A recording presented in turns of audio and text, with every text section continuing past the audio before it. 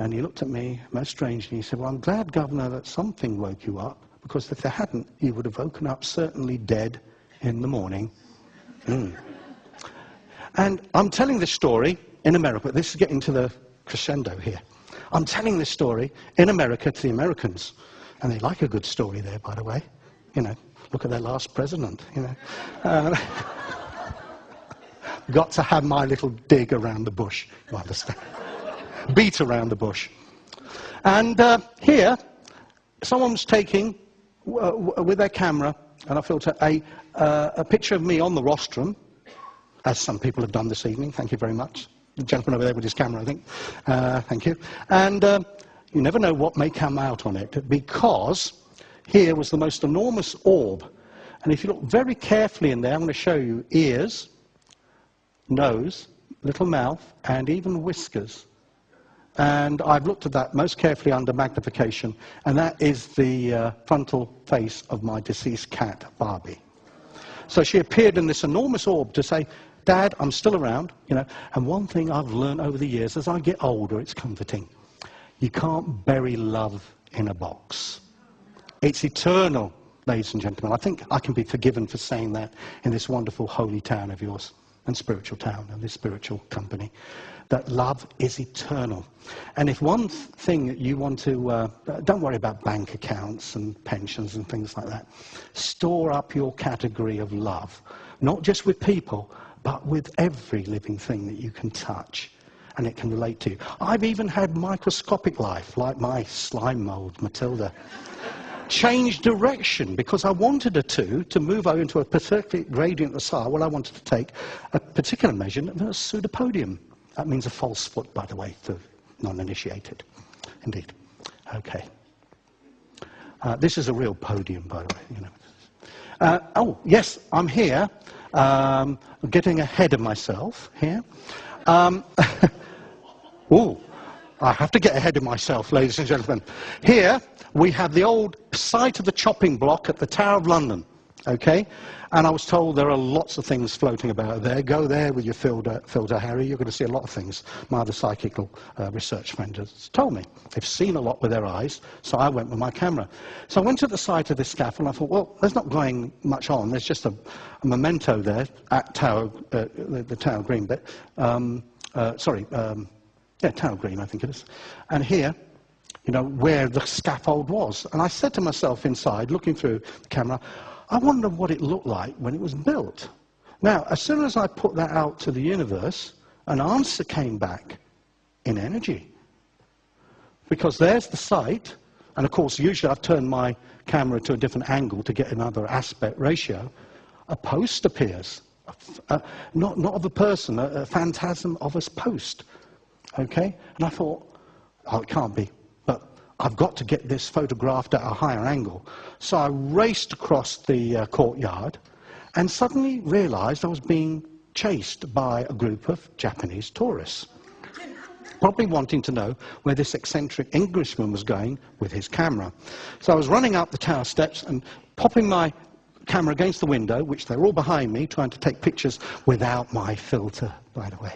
Nothing would show up. You know. Anyway, I had my filter there, and here is the energy field of the scaffold where royalty and nobility had scaffolds built for them, knew every time their heads were going to be removed in the usual British way. Most politely, because it was done by English executioners, of course.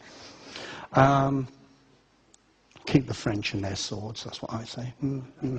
Anyway, historians amongst you, take note. Shall I go on? Yes, indeed. Anyway, here, stop, she says, right. Here we've got the scaffold and the energy that was descending from higher realms into the ground there around the enclosure. And I think I've looked at historical artist impressions of these scaffolds. I did my research, and it's very similar in dimensions to what would have held the priest, a couple of executioners' assistants, and maybe some, and of course the oglers would have been around the outside. Yes, don't want to Henry VIII on any more about that. Yes, indeed. Method of divorce was very sharp with Henry, wasn't it? Yeah. Okay, right. Now, as well as people that have been unwell and under pressure, I have looked at sick buildings, okay? And here we had a lady who I was treating for her nerves with the electrocrystal system. And it would be a question of 2 steps forward, 2 steps back. And I would only get her recovered to a certain level. And I said, what is the root of your nervousness and, you know, cattle on hot tin roof syndrome, as I call it?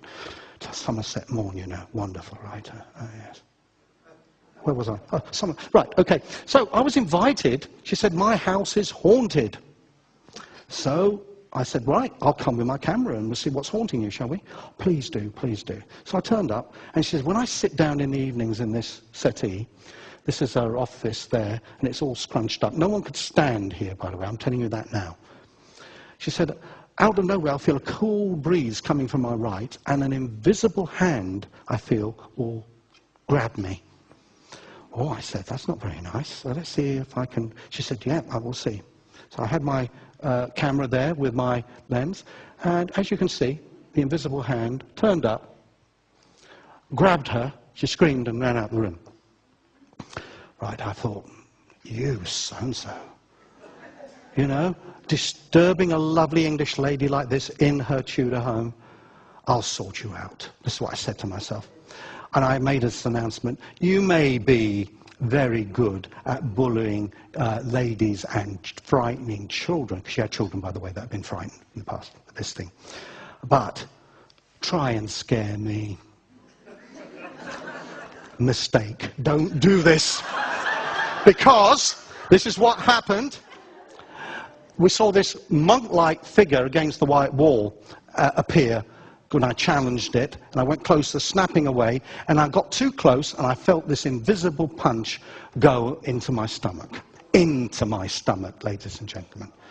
Now, I did what any brave Englishman would do. I've said this in Australia, and they respected me for it. I screamed, dropped the camera, and ran to find the lady of the house.